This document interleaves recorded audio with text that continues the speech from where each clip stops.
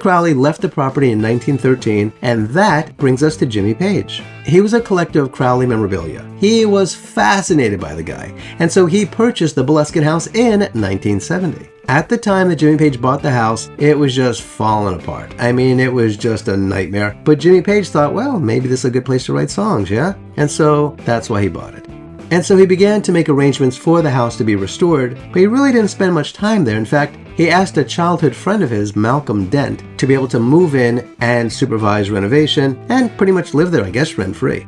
Now here's what Malcolm Dent said, quote, "It was a wreck. It had been more or less abandoned. There had been at least one fire there.